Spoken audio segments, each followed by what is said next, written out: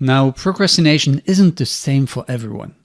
The behavioral model I just showed you in the previous lecture explains how our behavior is influenced by unconscious drivers. Well, dependent on the type of influence, we can identify different types of procrastinators. The first type comes from the first driver. As explained, one of our primal instincts is to stay safe. And one of the best strategies to stay safe is simply to avoid danger. Now, our brain does interpret danger very broadly. 100,000 years ago, danger was a hungry lion or a pissed off mammoth. Today, it can be as simple as a phone call we should make or a conversation we should have. We know before doing it that it will be unpleasant, so our brain associates it with danger. The importance here is not whether danger is real or not, it's about a perceived danger. And guess what happens? As it is labeled as a dangerous activity, our brain files it as an activity to be avoided. And there you go. Our first type of procrastinator is an avoider. Now, closely related to this first type are the freezers. One thing is avoiding danger, the other is how to react when facing danger. Remember, here again, we're talking about perceived danger, right? You might have heard about the famous flee or fight reaction. When facing a danger, we can react by fighting it off or running away. Well, there is a third one many people don't know about, and that is to freeze. You just stop moving, like a deer caught in headlights. And yes, this is our second type of procrastinator. This one just freezes. So whatever task is being seen as a threat, this procrastinator, as a reaction to it, will just stop acting altogether. It's a pure stress reaction, no more. But it does make for great procrastinators.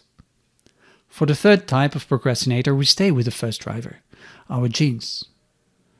Now, technically speaking, procrastination is not hereditary. The activation of procrastination is not passed on through our genes. At least no scientific study so far has been able to establish a link. However, what is part of our genes are our personality traits and motivations. Some activities we are naturally drawn to, and they give us energy and joy. Those are what we call intrinsic motivations. Other activities, on the other hand, cost us energy and we need an external push to do things. And guess what? This lack of motivation is the perfect breeding ground for the third type of procrastinators. Whatever activity doesn't lie in their intrinsic field of motivation, they won't do it just because they don't like doing it. They will need an external push to get things done, and that push can come in all kinds of shapes. A deadline, a threat, a reward. Because if you leave it to these procrastinators, you can be pretty sure you'll be waiting forever. Now for the next one, we move to our second unconscious driver, our prior experience. As I just said, procrastination isn't something we inherit from our parents. Still, our genes are not the only ways our parent passed things on. There have been studies showing a clear link between harsh, controlling fathers and procrastinating children. The reason behind it, apparently, is that too much authority will keep children from developing the ability to regulate themselves, as they are being told every single thing they should or should not do. So in the long run, these kids don't get the opportunity to internalize their own intentions and then learning to act on them. In these circumstances, they don't have many options. And procrastinating can become a form of passive-aggressive rebellion. Unfortunately, once they've become accustomed to procrastinating, once their brain is wired for it, this way of doing things can stick with them for the rest of their lives. The other way a child with strong authoritarian upbringing can turn out is to be left with a low self-esteem. For these procrastinators, the issue is that they just don't think they're capable of doing the task at hand. When parents are too strict, too controlling, don't do this, don't do that, ask my permission first. The message they're sending, the one the kid's brain is interpreting, is you're not capable of doing these things by yourself. And guess what? 15 years of that, and eventually, yes, that kid's brain will be wired to not take initiative, wait for permission, not knowing where to start or how to do things by themselves. Also part of the second driver are the perfectionists. Now, perfectionism can have various causes, and this is not the place to go into these details. What is important here is to see the impact of it. because perfectionism doesn't necessarily lead to perfection. One of the main consequences of it is that the person who wants something to be perfect is never happy with the end result, and consequently is always postponing and delaying deadlines in order to improve whatever they're working on. The result is that it takes forever to get things done. Arousal types or thrill seekers. These are the guys and girls who say they need the pressure of a deadline breathing down their neck to be able to produce their best work. Well, if you are one of them, you will hate me for this. But this is one big fat lie you're telling yourself to make yourself feel better about your procrastination. If you claim this, you obviously have no idea how your brain works, because no, we don't work better when our back is against the wall. Quality work isn't produced in one night.